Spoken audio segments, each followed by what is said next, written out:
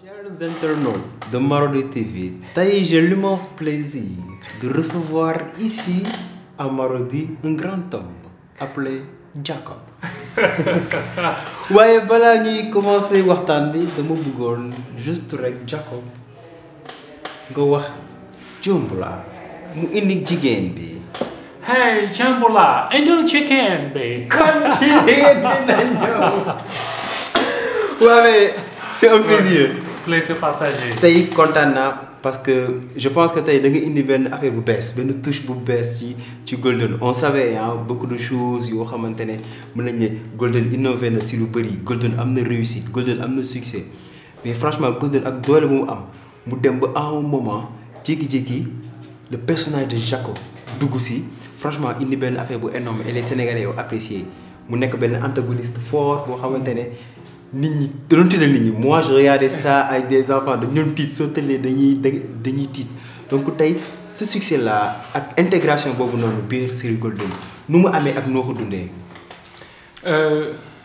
Les gens m'ont appelé donc Golden dañ ma woo quand ils m'ont appelé donc ils m'ont dit que c'est un Britannique.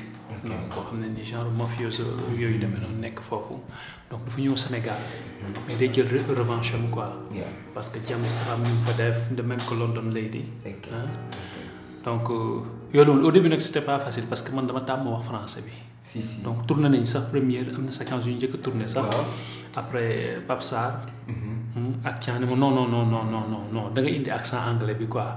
Donc après laa commencé nag di indi accent anglais bi commencé di ci habitué wu. Et les gens ont apprécié. Pourquoi? Parce que peut-être que lu ñu musul gis la ci paysage télévisuel bi. Exactement. Donc nous chaque fois on s'exprime soit en wolof ou soit en français wala dans les langues locales. Donc mu nekkoon loo xam ne nii les gens avaient aussi aimé. Exactement. Autant le personnage avait intrigué xawoon na tiital nit ñi. Et les gens aimaient autant aussi le personnage. Exactement.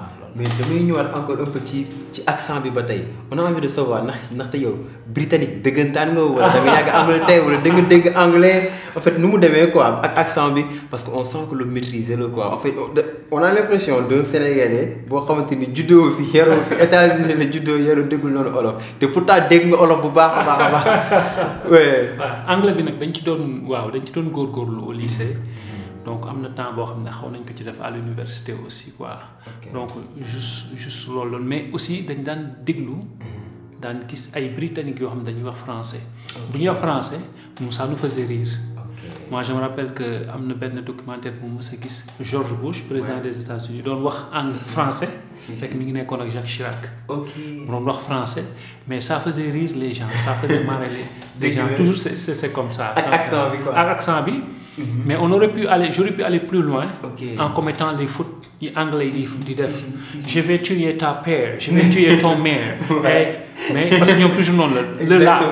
le la amu ci effectivement. Voilà comme ni nga ko waxee les gens ont aimé mais aussi ci sa biir wax da nga si wax lu am solo maanaam da nga doon tàmm di xool di gis ay britanniques yoo xamante ne ni ñuy làkkee français.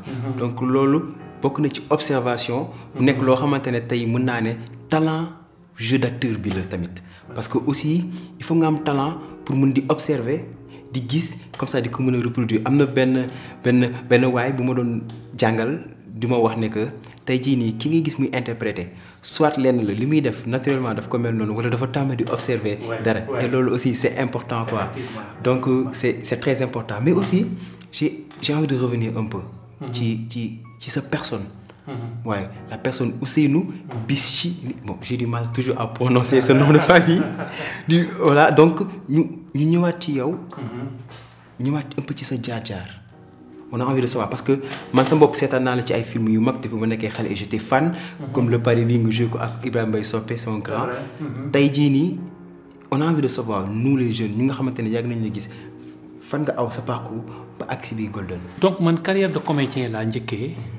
J'ai commencé avec ben téléfilm bu Alioune Badara Beye qui est l'actuel président des écrivains du Sénégal bindoon donc ñu waroon ko porter à l'écran et j'ai eu la chance donc pour mon premier téléfilm je joué avec les grands noms du théâtre sénégalais. Moi ñu nekkoon théâtre national Daniel Sorano comme Charles Foster moom moo nekkoon chef Mour des Traza Ndiaye Dos dem si yàlla si nekk defoon Gelwaar moom moo doon nekkoon Brak Waalo Baba Mal nekkoon Almami du Fouta man ma ñëw nekk parce que Sénégal colonie la woon même que Côte d'Ivoire Mali donc man ma ñëw nekk maître des colonies pèlerin donc boobu moo doon sama après laa jógee ñu créé Mac Ba Faye ak Ibrahima Mbaye Sopé ak Thiaba créé Zénith Art donc doon def ay pièces théâtrales sur scène donc quelquefois aussi ñu dem defi ji ay téléfilm noonu daal la demee quoi de fil en aiguille ñu def du théâtre léeg-léeg ñu def ay téléfilm ñu def ay séries radiophoniques donc noonu la ba tey jii nii mais je dois dire que toog naa presque 10 ans yoo xam ne jéewuma parce que après le pari bi ma defoon ak Ibrahima Mbaye Sopé 2009 j'avais pris du recul donc 2009 ba 2019 c'est presque 10 ans yoo xam ne nii dama nekkoon sama congé du boulot amoon na benn job moom benn job boo xam ne maa ngi koy liggéey fenn ba keroog nag après nag Golden quand les gens m'ont appelé parce que déjà amoon naa ci ay yenn échos yi que c'est une grande production qui vraiment le niveau est très élevé donc ma ne attends je vais faire mon retour avec quoi ci laa demee Golden. franchement mu nekk benn retour bu dal. et puis wax nga ko toog nga 10 ans yoo xamante ne c'est vrai rare nga gisuñu la ci écran yi. yaa ngi woon sa coin donc moment boobu noonu nga toog tey jii nii naka nga jàngatee évolution cinéma sénégalais. Pod il y a une grande évolution parce que boo xoolee 15 ans ci ginnaaw donc suñu sœurs yi ak suñu frères yi ci kër yi ay séries mexicaines lañ daan seetaan ay séries argentines wala brésiliennes wala ay films indo tey toll nañ foo xam ne chaîne yi boo ci jàpp ay séries sénégalaises nga ciy gis te dafay les gens aiment beaucoup donc loolu mérite la boo xam ne nii mënuñu ko wax dem nañ aussi 15 ans ci ginnaaw buñ defaan film da ngay gis ne la qualité n'y était pas wala bu fekkee la qualité y était nga gis ne son bi léeg-léeg il faut nga yor sa télécommande parce que nga jékki-jékki son bi fort wala nga jékki son bi wàññeeku nga war a yokk donc lu bari vraiment jeu d'acteur bi am aussi tamit benn ay acteurs yu bees yu ñëw yoo xam ne am na lu ñu indi et ce sont ces jeunes acteurs là qui ont fait aimer tey séries yi à toute la population tey boo defoon casting pot di nga am 400 filles yu taxaw. effectivement ñoom ñëpp a bëgg a jouer. alors que il y a 20 ans il y avait une réticence oui est-ce que sama yaay dina nangu léeg-léeg non léegi boo defee casting ñëppay ñëw donc loolu mérite la boo xam ne acteurs yi producteurs yi techniciens yi def nañ ko et c'est quelque chose qu'il faut saluer franchement. effectivement mu nekk quelque chose qu'il faut saluer et aussi je pense que mérite bi tamit dañ leen koy delloo parce que tey jii nii paysage bi. dafa soxla ay nit ñu mel ni yéen ngeen def seen retour ngeen jàpp si et ça vous le faites vous accompagnez le cinéma sénégalais vous nous accompagnez également aussi nous les jeunes et je trouve que actuellement tey bon Marodi mi ngi agrandir ak ñu mel ni yéen te soxla nañ leen quoi et là franchement on vous dit merci mais aussi félicitations pour Golden. merci beaucoup dama ci bokk dëgg la mais yow da nga bokk ci acteurs yi ci jouer yi ci gën a nekk phare. Donc franchement félicitations parce que vous avez frappé fort il faut le dire il faut l'assumer Golden est un succès tey succès boobu noonu naka nga ko dundee. waaw c'est un succès ñu koy dund chaque jour. parce que dans la vie dans la rue les gens vous interpellent donc léeg-léeg sax nga nekk di régler ay yenn problème war a dem fay benn facture. nekk la ci yenn yoo xam ne chaque jour on vit ça quotidiennement. on vit ça quotidiennement et da ngay am mbégte parce que. tu te dis que voilà les gens aiment ce que nous faisons te yooyu c'est des formes d'encouragement yoo xam ne ñun daf ñuy gën a jëmale ñu dem ci jëm ci kanam mais aussi yow boo mu waxee loolu si man tam dama lay delloo ne la félicitation parce que am na loo xam ne indi ngeen ko touche boobu tey yàqu lañ ci dara ba ngeen ko yàqoon donc tey ñu bari seen i waajur nañ leen tey ne la non yi ngeen gis nii ñun ñu ngeen koy def c'est parce que aussi am na benn touche boo xam ne indi ngeen ko félicitations à vous félicitations à Marodi aussi may imaginer Marodi bu amul woon Sénégal tey nu muy demee. dëgg la loolu rek laay toog di xalaat quoi. nu muy demee bon tey. dëgg la c'est vrai je pense que ñi ngi siy jouer suñu partition mais également je pense que tey téléspectateurs yi je pense que ñoom tey jii nii sax léegi ñoom ñooy stars yi parce que ñoom tey ñoom la ñuy ñaan di leen wax regardez les produits ñun leen la ñuy liggéeyal en fait ñun yéen la ñuy liggéeyal quoi voilà et à chaque fois on essaye de vous faire plaisir à chaque fois on essaye tey di xool ñan lañ mën a indi ñu bees ñoo xamante ni suñu tëllee rek di ngeen kontaan quoi et voilà un exemple un grand acteur donc tey wax nga ko suñu organiser casting dina am plus de 400 personnes. Oui, yoo xamante ni dinañ ñëw. Il y a beaucoup de jeunes yoo xamante ni bëgg nañ intégrer bëgg nañ devenir des acteurs. ban conseil nga leen di jox.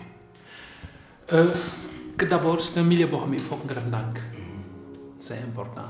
Il faut nga def ndànk. C'est un milieu boo xam ne boo amee sa chance aussi il faut nga saisir ko. C'est pas facile. nga ñëw mosuloo jouer ñu jékki-jékki nga gis une dizaine de personnes derrière la caméra mosoo ko woon imaginer noonu.